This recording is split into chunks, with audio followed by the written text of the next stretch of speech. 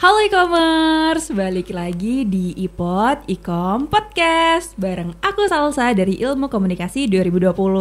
Nah, hari ini aku nggak sendirian nih. Kita kedatangan narasumber yang hebat banget, yaitu salah satu mahasiswa Visipol yang luar biasa nih. Ada Ahsan. Halo Ahsan. Halo Salsa dan halo e-commerce. Aduh, nah Ahsan mungkin bisa nih perkenalan singkat dan menyapa e-commerce di rumah nih. Oke, karena ada sebuah pepatah yang mengatakan kalau tak kenal maka tak sayang. Ya, kenalan dulu ya. Iya dong. Oke, jadi kenalin e-commerce. Namaku Muhammad Miftol Ahsan, biasa dipanggil Ahsan kecil. Ahsan Waduh. aja sih, Ahsan. Tapi biasanya mendapat julukan Ahsan kecil seperti itu. Ahsan kecil Iya. ya. Kenapa kok Ahsan kecil? Ya karena memang di Visipol ini terdapat berbagai jenis Ahsan, ada Ahsan metal, ada Waduh. Ahsangar. Waduh. Nah, yang ini Ahsan kecil. Iya, benar.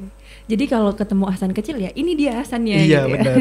Oke, dari jurusan mana Ahsan? Oh iya, lupa. Jadi e-commerce, jadi aku berasal dari jurusan Ilmu Pemerintahan angkatan 2020. Oke. Wah, berarti e-commerce yang ilmu pemerintahan terutama apalagi yang 2020 gak asing banget pasti sama Ahsan ya. Insya Allah. Aduh, pasti harus kenal sih, kalau nggak kenal kebangetan ini. Iya, iya. Nah, BTW nih, kan kemarin nih Ahsan sempat ikut Pimnas juga ya, ikut Betul. Pimnas, ikut Pilmapres bahkan. Betul. Wah, nah mungkin bisa diceritain nih dari Pimnasnya dulu, kok bisa sampai Pimnas ajang yang sampai nasional kan ya itu? Betul banget. Itu gimana sih ceritanya? Oke, sebelum kita membahas lebih jauh lagi ya tentang Pimnas itu sendiri, kita harus tahu terlebih dahulu Pimnas itu apa, terus bagaimana tahapannya, terus bagaimana syarat-syaratnya. Oke, jadi mungkin secara singkat Pimnas itu merupakan sebuah akronim atau mungkin singkatan dari Pekan Ilmiah Mahasiswa Nasional, di mana aku sendiri kemarin menjalani Pimnas sebagai finalis itu di Pimnas ke-34 yang sebenarnya kalau misal itu offline diselenggarakan di Universitas Sumatera Utara di Medan. Wah, jauh banget ya. Iya, tapi untungnya online. Gitu. Iya, betul. Transportasinya nggak mahal jadinya. Iya, benar. Nah, mungkin sedikit menjelaskan juga terkait dengan alur atau tahapan dari Pimnas itu sendiri. Jadi untuk kita bisa mencapai Pimnas itu sendiri, untuk kita bisa sampai ke Pimnas itu sendiri, itu perlu ada beberapa tahapan, di mana salah satunya itu adalah PKM, atau mungkin kalau misalnya teman-teman nggak asing itu PKM itu merupakan akronim atau singkatan dari Program Kreativitas Mahasiswa. Ah, gitu. Iya, iya. Oh iya, aku sempat dengar juga itu ada di kampus ya berarti ya. Iya, untuk PKM itu kalau misal dari UMY sendiri itu ada beberapa tahapan juga, itu nanti ada seleksi di tingkat universitas, baru nanti lanjut ke di tingkat nasional atau dikti, itu nanti bakal kita upload ke Simawa, kemudian nanti direvisi sama reviewer yang dari UMY, baru nanti kita upload secara bersama-sama di Simbelmawa, itu yang websitenya milik Dikti, seperti itu. Yang tingkat nasionalnya ya. Benar. Oh, berarti harus nggak bisa ya kalau tiba-tiba langsung ikut Pimnas gitu? Tidak bisa dong. Waduh, susah ya. Susah. Itu jadi kalau misal, dan selain susah dan ada beberapa tahapan yang harus kita lewati, tahapan itu juga lumayan panjang ya. Itu kalau misal aku kemarin tuh mengunggah proposal itu di bulan Januari, terus ada revisi, pada akhirnya disubmit di bulan Maret awal. Itu tahun berapa kira-kira? 2021. Oh, baru tahun kemarin berarti ya? Iya, betul.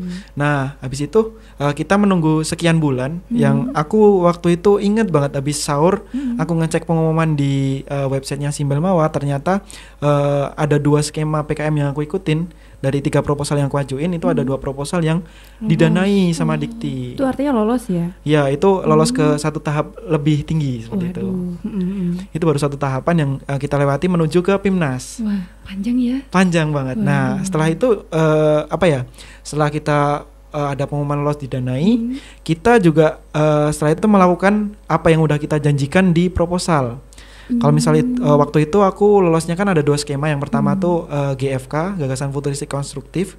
Kalau sekarang udah berubah nih namanya. Jadi apa itu? Jadi VGK, Video Gagasan Konstruktif. Sudah tidak futuristik lagi sepertinya. Oh iya, jadi Iya. berbeda itu kenapa ya? Kalau Ahsan tahu nggak kenapa diubah namanya? Nggak, kurang tahu sih kemarin, karena mungkin ada pengembangan dari kemarin. Pertamanya ada 5 skema, sekarang jadi 8 sekarang. Wah, jadi lebih lebar Lebih lagi banyak, gitu ya? iya. Nah, Mungkin aku lanjutin, kalau misal setelah kita ada pengumuman didanai itu kita melaksanakan program. Kalau misal riset ya kita melakukan risetnya, kalau misal GFK ya kita produksi videonya seperti itu. Itu setelah kita selesai melakukan program. Kalau misal program kemarin, kalau riset sama secara general sih itu semuanya sama, itu 3-4 bulan.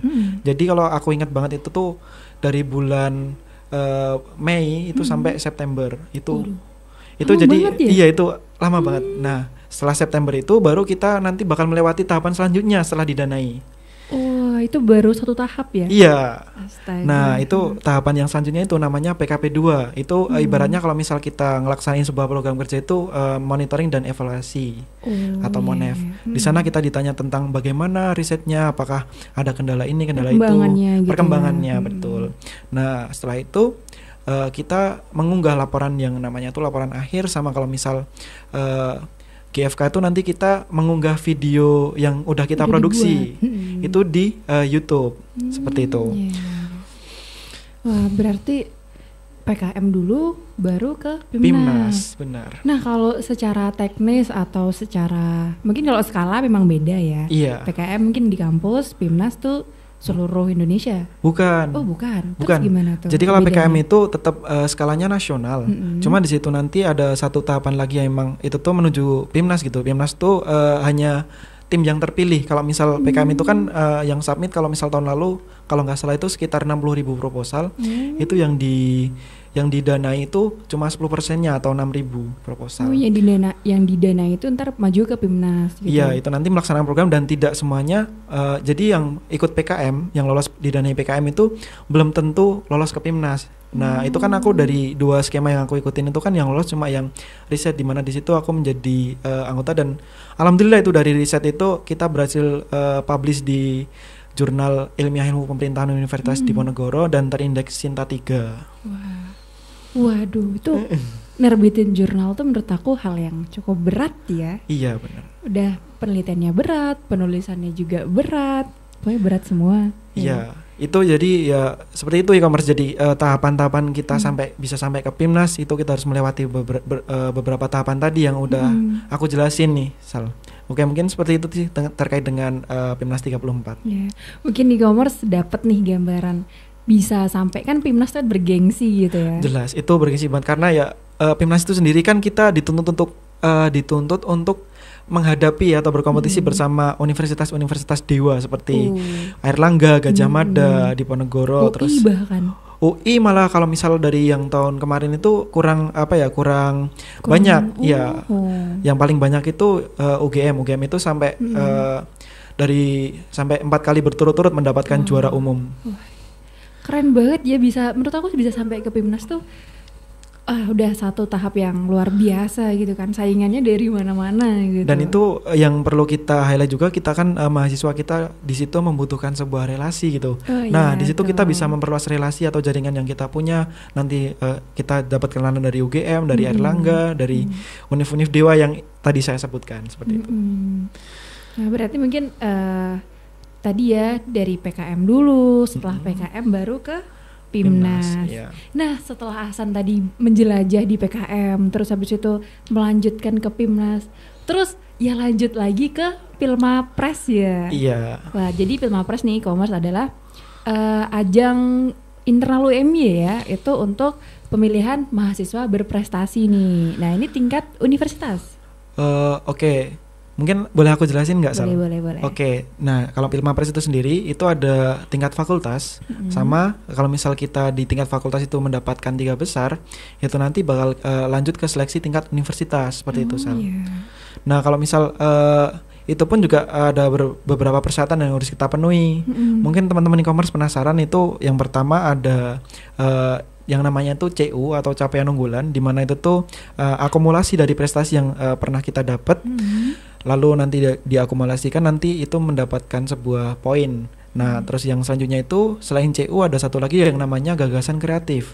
Gagasan kreatif itu kalau misal kita sebutkan di program sarjana itu kita membuat sebuah konsep, dan kalau misal teman-teman vokasi itu dituntut untuk membuat sebuah produk seperti itu. Sebuah benda gitu ya? Iya, harus ada realisasinya, harus ada bendanya. Berarti itu syarat khususnya ya? Iya, itu kalau misal di tingkat fakultas. Kalau misal di tingkat universitas itu beda lagi, Sal. Oh, beda lagi? Iya, ada satu syarat lagi, Apa yaitu tentang bahasa Inggris.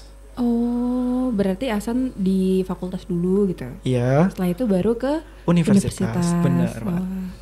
Wah, berarti iya nggak sih yang boleh maju Pilmapres tuh yang harus punya prestasi banyak gitu-gitu?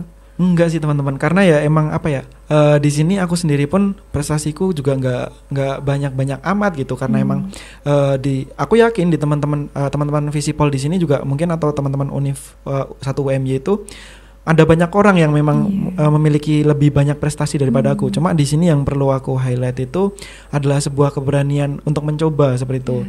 Seperti kata pepatah dalam bahasa Inggris itu, if you will never try, you will never know. Iya, kalau kita nggak coba, gimana Gak kita bakal mau tahu ya? Benar banget. Iya, makanya harus mencoba gitu. Hasilnya belakangan. Iya betul. Dan ada satu pepatah Jawa yang mungkin masih aku pegang sampai sekarang. Apa itu?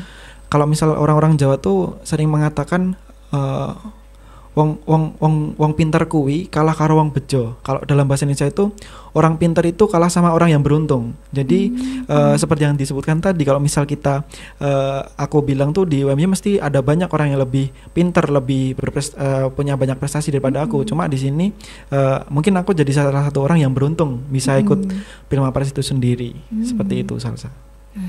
Kan bisa dibilang perjalanan PKM terus ke Pimnas, terus sampai ke Pilmapres yang itu Pilmapres tuh kalau boleh tahu berapa lama sih? Kalau Pilmapres sendiri, kalau seingatku tuh aku ikut yang fakultas itu di tahun 2021 di akhir tahun bulan Desember. Nah, terus yang untuk yang di tingkat universitasnya itu di bulan Februari kemarin. Iya.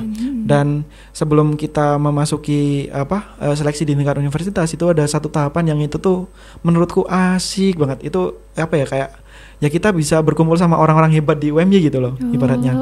Berkumpul sama peserta lainnya ya. Iya. Itu namanya Pilmapres Camp, dimana kalau misal kemarin itu dilaksanakan di Kaliurang.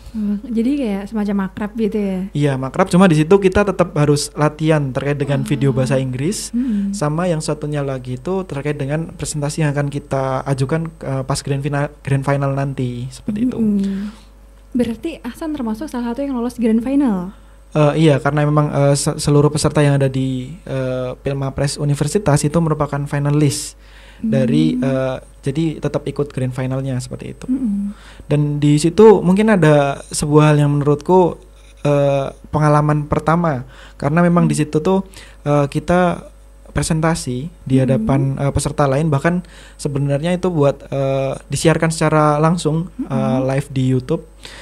Itu yang juga ditonton oleh banyak orang. Itu merupakan sebuah pengalaman yang menurutku menarik gitu. Nah, dan di sana kita dihadapkan pada 3 juri. Yang juri yang pertama tuh kalau misal dari yang aku tangkap itu menanyakan terkait dengan substansi dari gagasan kita. Yang kedua itu tentang kebermanfaatannya. Dan yang ketiga ini yang mungkin perlu menjadi highlight bagi aku sendiri juga.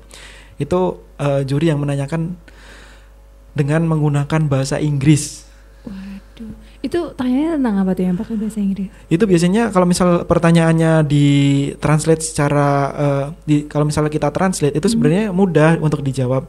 Cuma yang menjadi effort itu karena kita juga harus menjawab pakai bahasa Inggris. Dan itu mungkin perlu menjadi latihan lagi bagi aku sendiri seperti itu, Sal. Nah, itu e-commerce. Nah, ini buat e-commerce yang mungkin masih maba, itu kan masih panjang banget ya jalannya ya.